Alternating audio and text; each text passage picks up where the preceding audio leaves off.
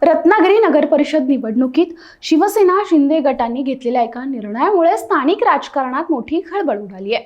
उद्धव ठाकरेंची साथ सोडून एकनाथ शिंदेंच्या शिवसेनेत गेलेल्या माजी नगराध्यक्ष राजन साळवींचा मुलगा अथर्व साळवींना प्रभाग क्रमांक 15 मधून उमेदवारी आता नाकारण्यात आली आहे। त्यामुळे राजन साळवींना रत्नागिरीत मोठा झटका बसल्याचं पाहायला मिळतंय।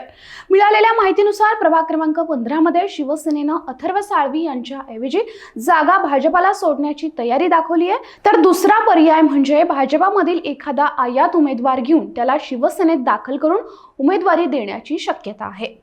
या दोन पर्यायामुळे प्रभाग क्रमांक 15 मधील राजकीय समीकरणांमध्ये ट्विस्ट कायम असल्याचं दिसून येत आहे। दरम्यान प्रभाग क्रमांक 15 मधूनच राजन साळवींच्या राजकीय करिअरला सुरुवात झाली।